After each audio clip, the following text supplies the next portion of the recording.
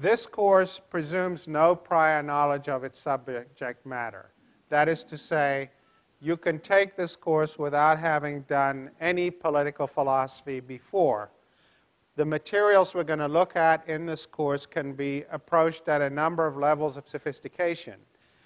Indeed, you could teach an entire course on just John Stuart Mill or John Rawls or Karl Marx or Jeremy Bentham.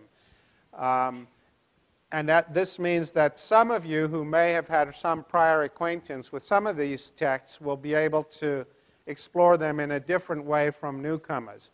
But the course is designed, as I said, to be user-friendly to people who are doing this for the first time. There are a few parts of the course in which I make use of technical notations or diagrams. Now, it is true, it's just a fact about human beings, that if you put a graph or a chart or a curve up on a diagram, there's certain people, some subset of the population, they get a knot in their stomach, they start to feel nauseous, and their brain stops functioning. I can totally relate to it because I'm actually one of those people by disposition. And what I can tell you about our use of charts and diagrams and notations in this course is they're simply shorthand for people who find it useful. But I will do nothing with diagrams and charts that I don't also do verbally. So if you don't get it the one way, you'll be able to get it the other way. There are plenty of seats down here, and there are also seats upstairs if you want.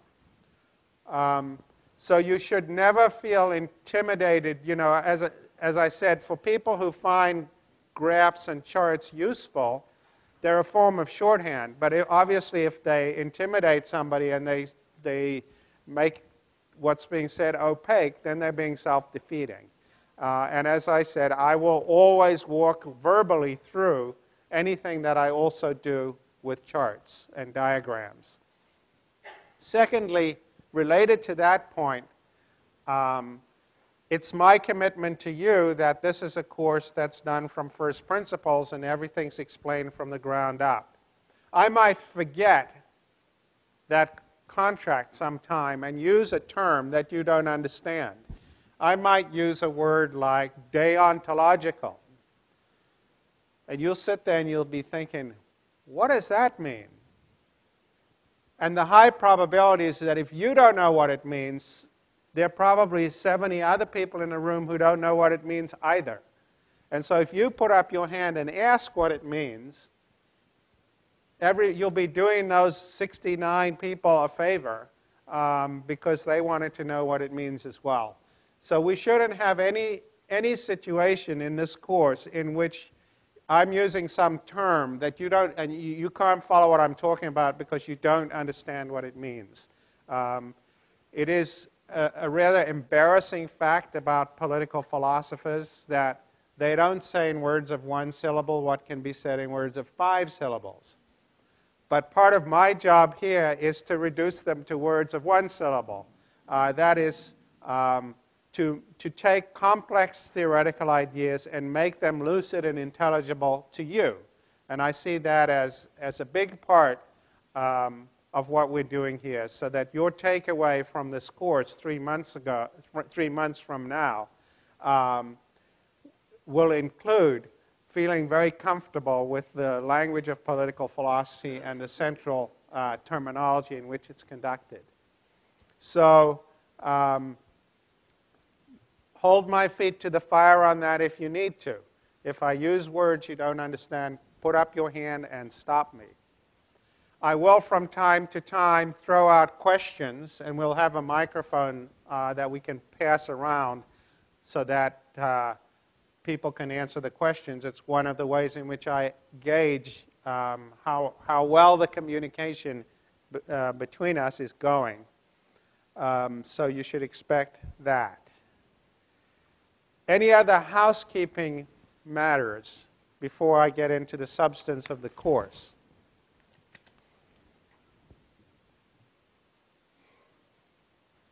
Good. So this is a course about the moral foundations of politics, the moral foundations of political argument. And the way in which we organize it is to explore a number of traditions of political theorizing. And these are broadly grouped into a bigger distinction that I make between Enlightenment and anti-Enlightenment thinking. That is to say, we're going to start off by looking at the Enlightenment. Now you might say, well, what is the Enlightenment? How do you know it when you trip over it? And that is a subject I'm going to get to next on Wednesday and Friday, because Friday, as you all know, is going to be Monday's classes because of Martin Luther King Day. But for right now, I'll say just dogmatically, and I'll elaborate for you later, that the Enlightenment revolved around two ideas. The first is the idea of basing our theories of politics on science, not on religion, not on tradition, not on superstition, not on natural law, but on science. The Enlightenment was born of an enormous optimism about the possibilities of science. And in this course, we will look at Enlightenment theories that put science at the core of political argument. The second main Enlightenment idea is the idea that individual freedom is the most important political good. And so if you wanted to get the bumper sticker version of the Enlightenment account of politics, it is how do you scientifically design a society to maximize individual freedom.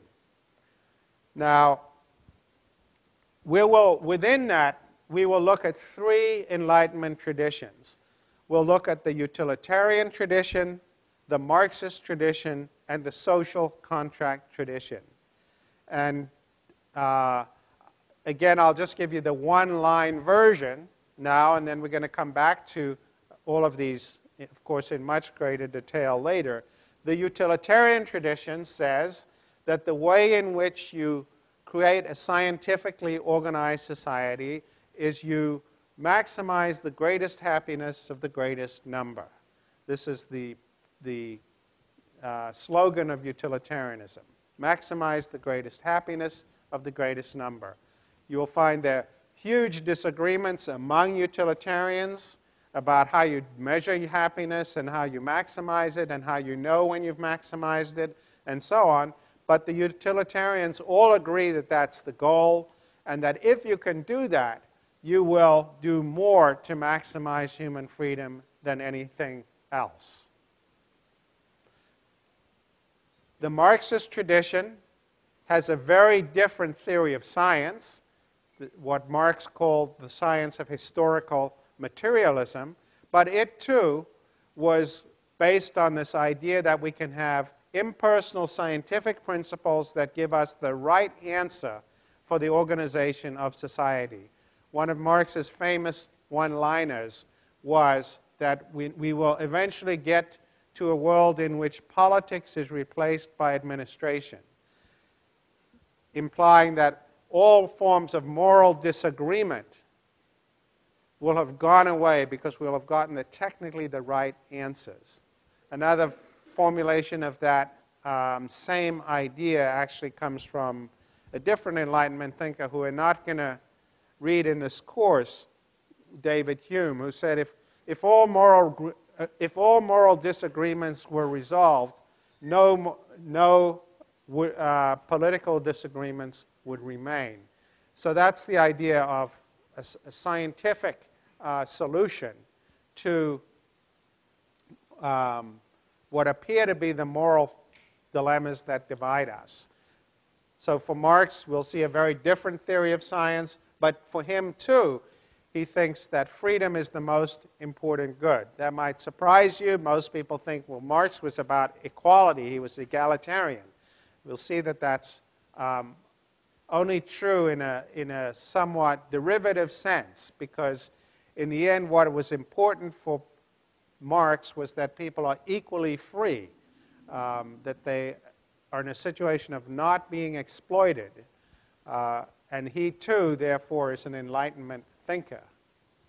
Then the social contract tradition says that the way we get a scientific theory of society is to think about what agreement people would make if they were designing society for the first time. If society was going to be based on a contract, what would it look like?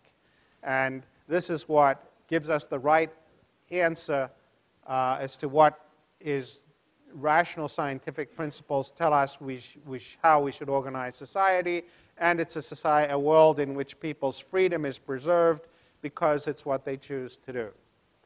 Again, as in these other Enlightenment traditions, there's massive disagreement about who makes the contract, how they make it, what the content of it would be, but it's the metaphor of a social contract that shapes all reasoning about the way in which you can organize society scientifically in order to preserve freedom. So in the first 2/3 of the course, we're going to work our way through those three Enlightenment traditions. But every current has its undertow, and even though the Enlightenment was this enormously energetic and captivating tradition that really starts in the 17th century and gathers steam in the 18th century, there was always resistance to the Enlightenment, both its preoccupation with science and its view that individual freedom is the most important good. And so after we've done looking at the Enlightenment, we're going to look at anti-Enlightenment thinking and the tradition that resists the idea that there are scientific principles around which society can be organized, and resists the idea that the freedom of the individual is the most important good. And we'll explore that tradition. And then in the last part of the course, we will turn to the democratic tradition, which tries, at least in the way I will present this to you, to reconcile the anti-Enlightenment critique of the Enlightenment with those elements of the Enlightenment that survive the anti-Enlightenment critique, if you see what I'm saying. So democracy becomes the resolution, at least in the way I'll describe democracy in this course. Thereby hangs another tale that I want to tell you about this course. The course is introductory and presented in a user-friendly way to newcomers, but it also is an argument. That is, I'm presenting an argument, a point of view, which some of you will be unpersuaded by, and that is totally fine. The idea is not to make you think what I think or what your teaching assistant thinks. It's rather to make you understand the logic underlying your own views better than you have before, and perhaps see the appeal of views you have hitherto rejected more clearly than you have before. So the idea is to enhance the sophistication of your own understanding of politics, not to have you parrot my views or a teaching fellow's views or anybody else's views. It's rather to understand the nature of your own views and how they might connect or live in tension with the views of others. One thing you're going to find, I should also say, just as a matter of truth in advertising, we're going to look at a number of what I would call architectonic theories of politics, that theories that try to give the whole answer. This is, Jeremy Bentham. This is his scientific theory. These are all the pieces. This is how they fit together, and this is what it means for the organization of schools and prisons and parliaments and all the rest of it. He's got an architectonic theory of the whole thing. John Rawls as well, you'll see, an architectonic theory of the whole thing. One of the takeaway points of this course is going to be that architectonic theories fail. that there is no silver bullet. You're not going to find a takeaway set of propositions that you can plaster onto future political dilemmas. What you're going to find instead, I think what's going to help you in this course, what's going to be the useful takeaway, is rather small and medium-sized insights. You're going to find things to put in your conceptual bag of tricks and take and use elsewhere. And they're going to be very helpful to you in analyzing a whole variety of problems. I think if you talk to other students who've taken this course, that tends to be the most useful takeaway that you get, that you'll find when somebody brings up an argument, say, about what people are entitled to. You'll have a whole series of questions you would ask about that argument that you wouldn't have asked if you hadn't taken this course. So you'll find a lot of small and medium-sized bits and pieces that you can take and use in other contexts, but you're not going to find a one-size-fits-all answer to the basic dilemmas of politics. Let me say one other thing about this course as being an argument, and that the arguments are presented from a particular point of view. You might say, well, you know, looking through this syllabus, this guy is pretty arrogant. I mean, here we have, you know, John Locke, John Stuart Mill, Jeremy Bentham, and he's got some of his own work here on this syllabus. Who does he think he is? You know, I mean, these are the greats of the tradition, and he's putting his own work here. Takes a lot of chutzpah to do that. And let me tell you a little vignette that I think will give you the spirit in which my work is on this syllabus. When I was an undergraduate, there was a great Kant scholar called Stefan Kerner, who was here in the Yale Philosophy Department for many years and also taught at the University of Bristol in England. And I attended his lectures on Kant. And he stood up in the very first lecture and he said, Kant was a great philosopher. Und I am a minor philosopher. But with me, you have the advantage that I am alive.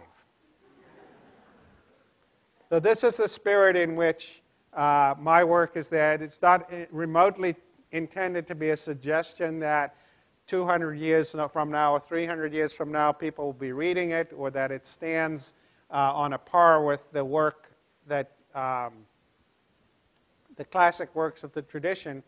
But one of our agendas in this course is not just to get you up to speed in the great texts of these different traditions, but to give you some sense of how people who currently do this for a living argue about these ideas.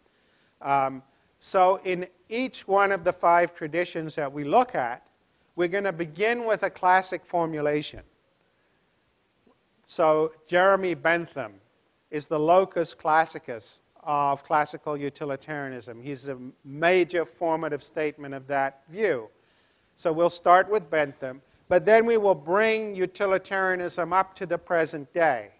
We'll explore how the utilitarian tradition evolved since the 18th century, and we will bring you up to contemporary considerations about utilitarianism, what people argue about in the journals today and the book literature, and so on. Likewise with Marxism. We'll start with Marx and Engels themselves and then bring you up to contemporary debates about Marxism. Social contract tradition. We'll start with John Locke, who's famously formulated the social contract idea in the 17th century, but we'll bring it up to modern contract theorists like Robert Nozick and John Rawls. The anti-Enlightenment tradition, we go back to Edmund Burke, the great anti-Enlightenment thinker, an opponent of the French Revolution. But we'll bring anti-Enlightenment thinking up to contemporary thinkers like Alistair MacIntyre.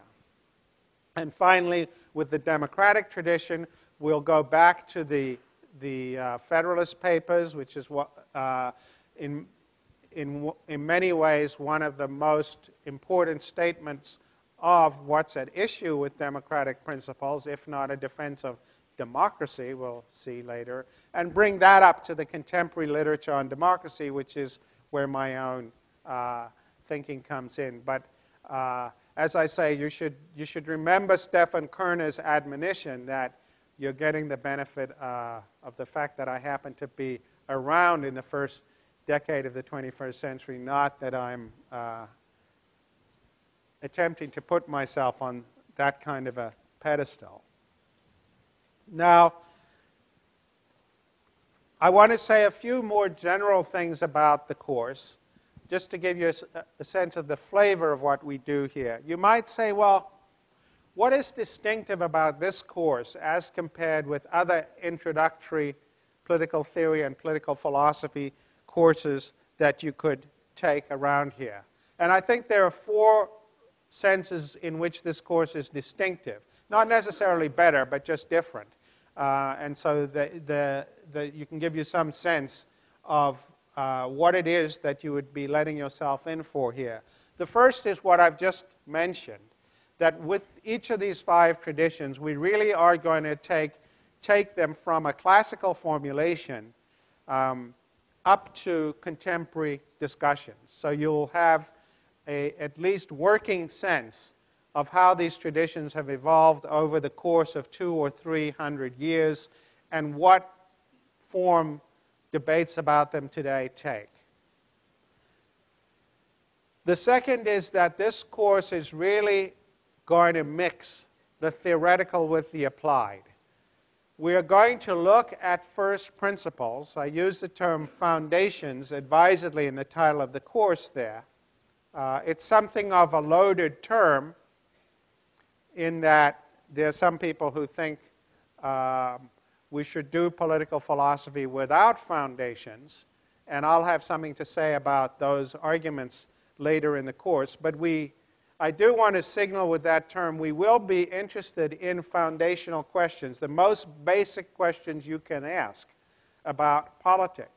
But we will never limit our attention to those questions. We will work these doctrines through a huge array of contemporary problems, ranging from abortion to affirmative action to the death penalty to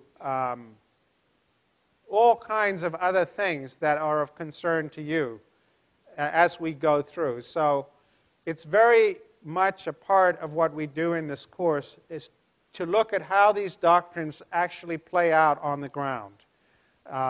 So we go back and forth from particular examples to general arguments and back to particular examples a lot in this course.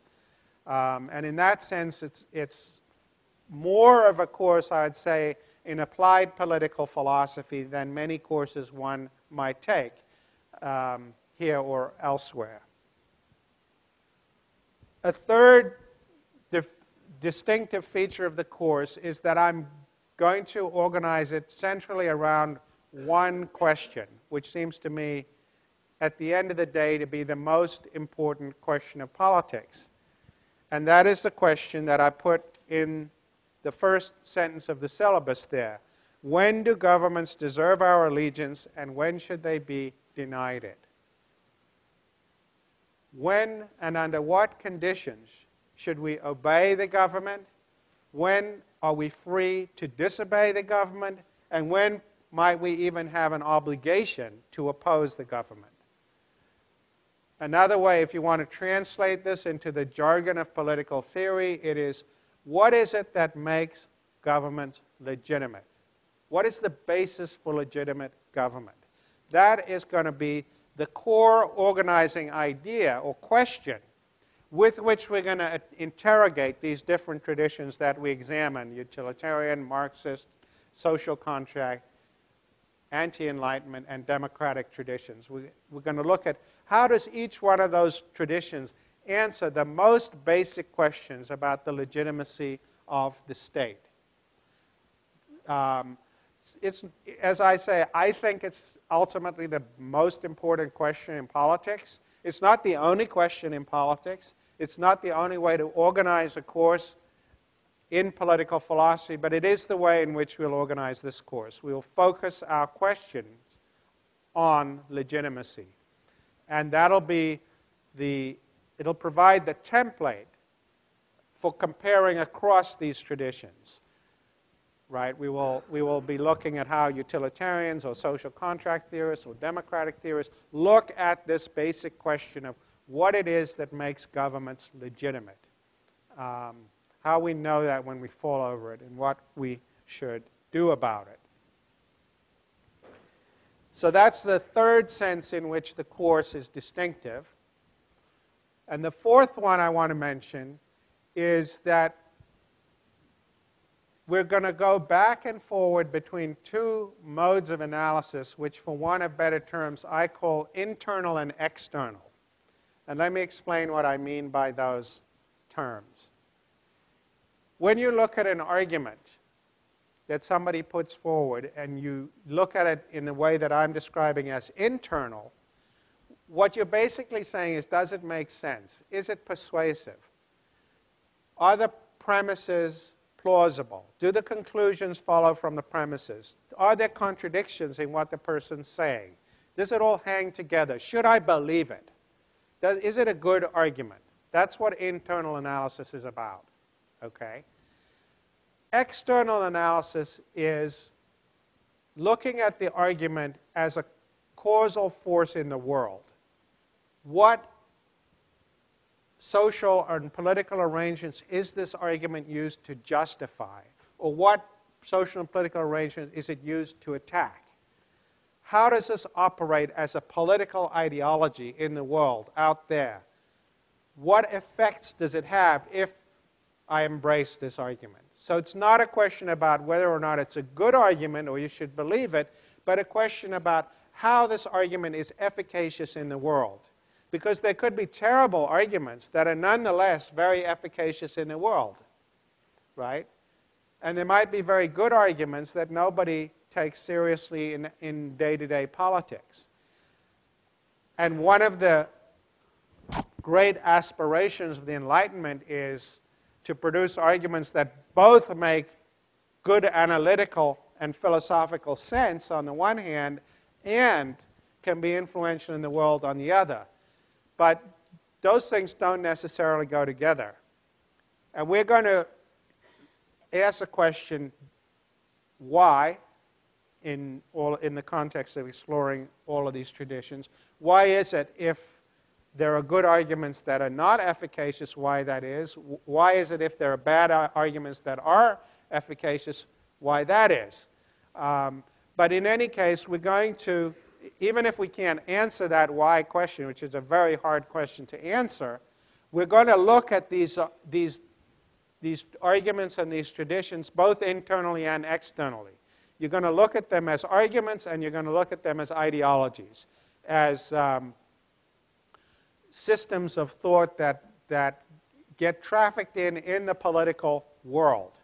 And I think that is another feature of this course that differentiates it from other introductory political theory courses.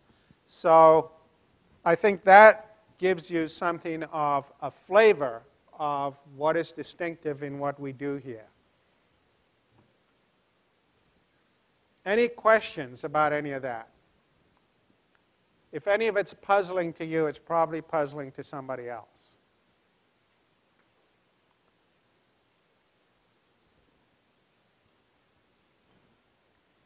So in the spirit of getting us going, we're going to start with a real-world problem. We're going to start with the problem of Adolf Eichmann, who was a lieutenant colonel in Nazi Germany, who was responsible for organizing the shipment of Jews to Nazi death camps.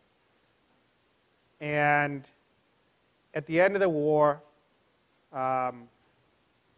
he was captured along with a lot of other former Nazis, and he was inadvertently released.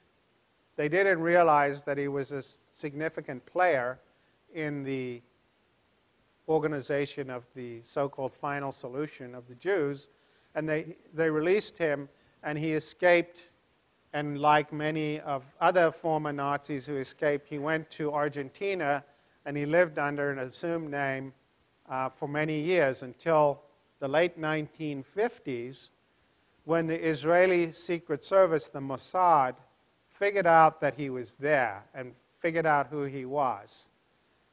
And they sent a group of people who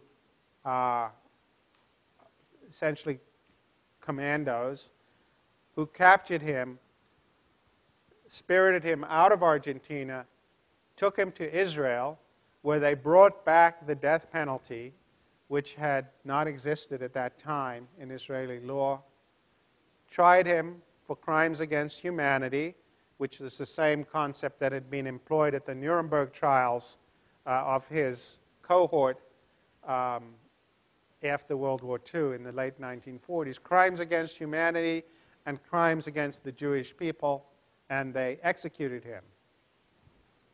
And at that time, young political theorist, not particularly well known, called Hannah Arendt, covered the trial for the New Yorker magazine in a series of articles, which were subsequently published as a book called Eichmann in Jerusalem, which is what I'm having you read for Wednesday's class.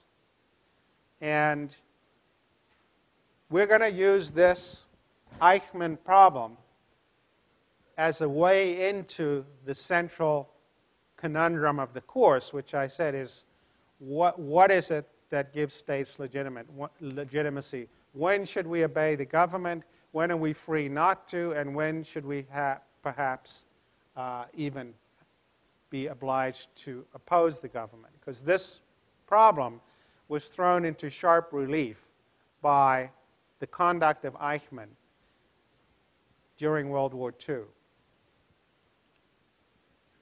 And I want you to think about two questions while you read this which is essentially, this book is essentially a compilation of Arendt's New Yorker articles. The first is up here. What I want you to do is to think about what the two things are that make you most uncomfortable about this man, who you'll get to know quite well through reading this book. What is it about him that is unnerving? What is it that makes your flesh crawl about this guy? What are the two things that are the most appalling about him? And then the other question I want you to address is the second one. What two things make you most uncomfortable about the events surrounding his apprehension and his trial and his execution in Israel? Those are your reading questions for Eichmann in Jerusalem.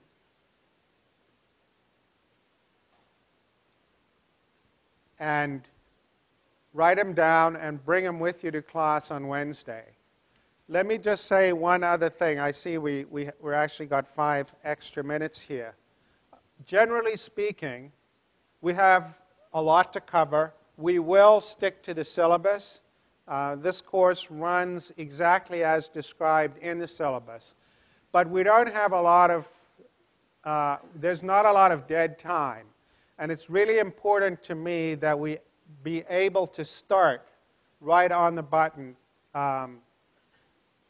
And I will not run over. I will always finish at 11:20. I know you people have other places to get to. But it's really important that you try and get here ready to go, because if it's 20 of 11 before we really get going, it doesn't leave a lot of time to cover what I want to cover. And so I I promise to you I will not run over, but please do everybody, including yourselves, a favor by trying to get here as promptly as you can so that we can start. Okay, we'll look forward to seeing you on Wednesday.